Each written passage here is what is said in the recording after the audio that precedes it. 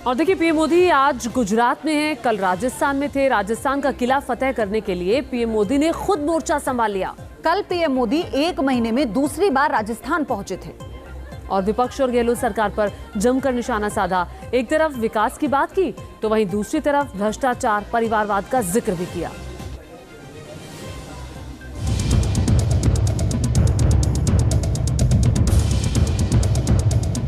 धर्माना विद्वाना की या महापुरुषा की थाती घन अनमोल रतन निपजावे वाह भाई शेखावटी।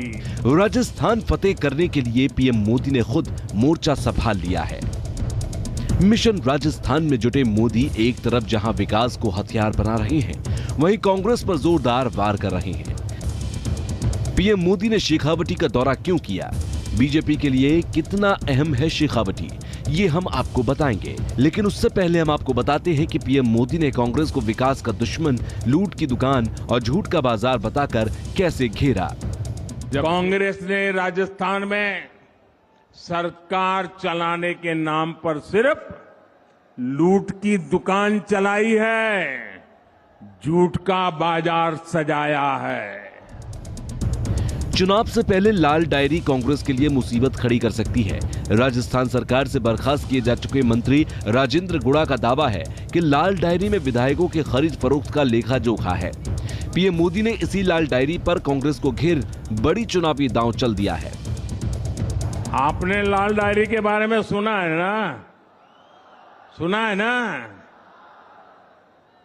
कहते हैं इस लाल डायरी में कांग्रेस सरकार के काले कारनामे दर्ज है।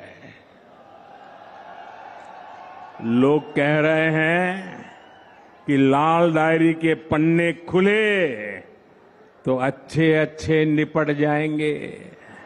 ये लाल डायरी इस चुनाव में पूरी कांग्रेस का डिब्बा गोल करने जा रही है।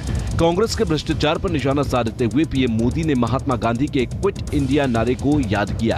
आतंकवाद, परिवारवाद समेत कई मुद्दों पर करारी चोट की। गांधी जी ने क्विट इंडिया का मंत्र दिया था, वैसे ही आज का मंत्र है भ्रष्टाचार क्विट इंडिया, भ्रष्टाचार छोड़ो इंडिया, परिवारवाद क्विट इंडिया, परिवारवाद छोड़ो इंडिया, तुष्टीकरण क्विट इंडिया, तुष्टीकरण छोड़ो इंडिया। 24 की जंग जीतने, मोदी को सत्ता पक्ष से हटाने के लिए विपक्ष खुद को मजबूत करने में जुटा है। इंडिया नाम से गठबंधन बनाकर नया नैरेटिव गढ़ा जा रहा है, लेकिन मोदी ने विपक्ष के अलायंस इंडिया को लेकर भी करारा हमला बोला। इनका तरीका वही है और नाम बदल करके लोगों को मूर्ख बना करके अपना धंधा पानी चलाने की कोशिश करते हैं, जो हमेशा देश के दुश्मनों ने अपनाया है। पहले भी ये तो INDIA के नाम से आए हैं, लेकिन पहले इंडिया के नाम के पीछे अपने पाप को छुपाने का प्रयास किया गया है। सरकारी कार्यक्रम में पीएम मोदी ने किसानों को बड़ी सौगात दी। डायरेक्ट बेनिफिट ट्रांसफर के जरिए देश के 8.5 करोड़ किसानों के खाते में 2,000 रुपए डाले हैं। 14वीं किस्त के जरिए किसानों को 17,000 करोड़ रुपए से ज्यादा ट्रांसफर किए।